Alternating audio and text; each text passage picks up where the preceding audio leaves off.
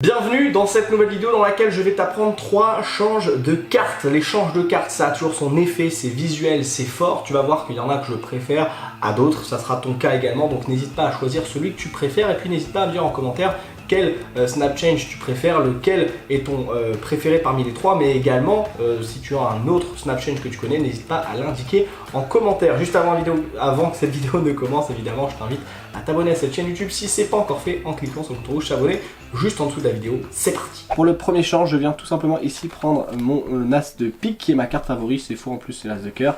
J'attends quelques instants, je le secoue et ça devient un roi de carreau. C'est simple, efficace et en plus il y a 2 manières de le faire. Je présente maintenant le deuxième change de carte. Alors celui-ci j'ai un peu moins l'habitude de le faire mais il fait toujours son effet.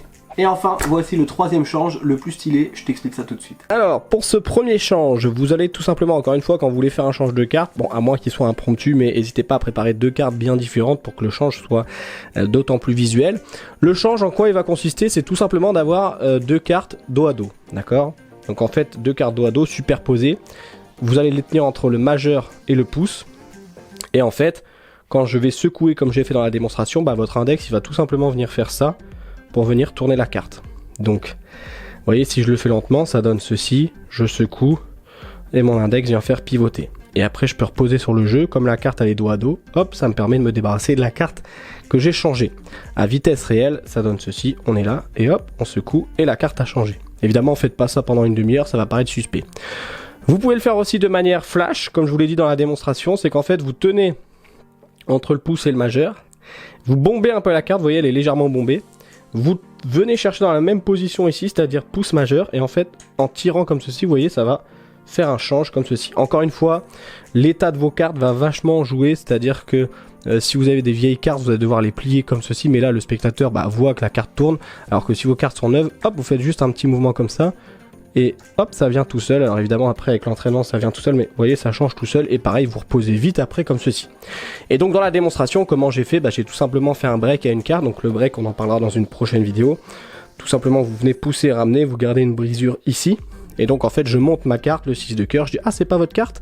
La carte du spectateur est ici, je viens ici choper les deux, je fais, alors attendez, je vais tout simplement secouer comme ceci, et en secouant, hop, c'est venu, et je repose sur le dessus du jeu. Voilà pour le premier change. Pour le deuxième, alors je sais plus exactement comment il s'appelle ce change, il est ultra connu, moi je sais que je le fais pas très souvent parce que je le trouve pas très naturel. Tout simplement en fait ce qui se passe, donc c'est celui-ci dont je parle, hop, vous avez la carte et vous venez faire ceci. Déjà ce que j'ai fait avec mon doigt, faut pas le faire. Voilà, je vous mettrai sûrement une vidéo dans la description qui sera meilleure que la mienne, mais je voulais quand même le présenter parce qu'il est très beau visuellement. En fait, vous venez mettre le bout de vos doigts ici sur le jeu, d'accord? L'erreur que font souvent les gens, c'est de pousser la carte comme ceci, alors qu'en fait, c'est votre main gauche, si vous le faites dans le même sens que moi, qui doit venir en arrière.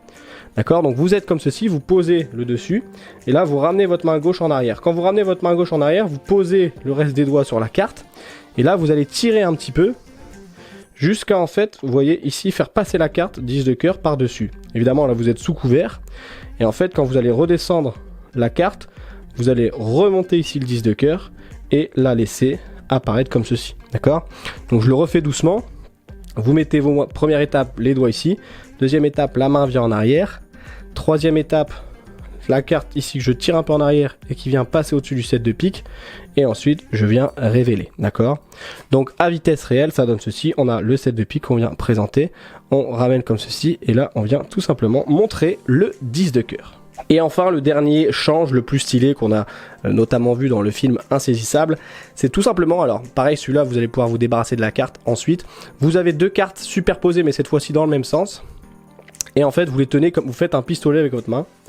Et vous venez poser les cartes jusqu'à la deuxième, je sais plus comment ça s'appelle ces morceaux-là du doigt, là, c'est pas la tranche, mais je retrouverai ça. La première, la deuxième, vous mettez ça sur la deuxième du majeur, vous êtes comme ceci. Donc de devant, ça donne ça. Et en fait, ce qui va se passer, au ralenti évidemment, c'est que votre pouce va venir pousser la carte vers le haut et vos doigts vont venir tirer l'autre en arrière. Et donc en fait, au ralenti, ça va donner ceci. Et ensuite, de face en fait, alors là vous pouvez pas voir, mais de face, vous êtes comme ça. Donc la carte, elle se voit pas parce qu'elle est derrière comme ceci. D'accord? Donc je vous remontre. Au ralenti, vous êtes comme ceci. Je vous montre devant comment ça fait. Et hop, les doigts viennent tirer derrière et le pouce devant. Jusqu'à ce que, alors là je l'ai fait lentement donc vous voyez ça marche pas, mais hop, si vous le faites à vitesse réelle, Vous voyez que la carte après elle est complètement cachée et donc quand vous avez votre jeu de cartes dans votre main, ça vous permet de venir la poser ici et de montrer la carte et la donner à l'examen. Donc à vitesse réelle évidemment, ça donne ceci, vous faites ça.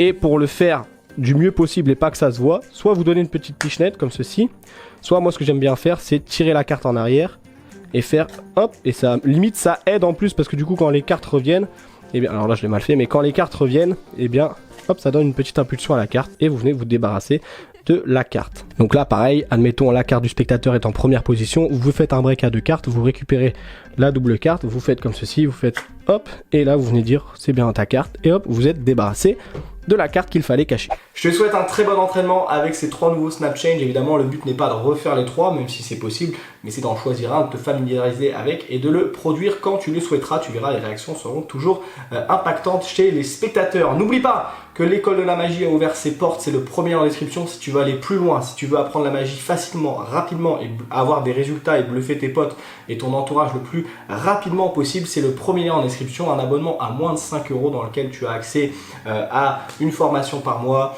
à un groupe Discord privé avec d'autres magiciens dans lequel on fait des petits défis, des petits jeux, également des vidéos secrètes. Bref, c'est une véritable école de magie à moins de 5 € par mois. Pour te dire, personnellement, moi je payais plus de 200 € l'inscription, allez, 250 € à l'année pour l'école de la magie, donc en divisant par 12, eh bien on n'arrive quand même pas au prix de 5 €, donc c'est vraiment super. C'est le premier lien en description, je t'invite vraiment à nous rejoindre et puis je te dis à très bientôt. Bon entraînement à toi, ciao.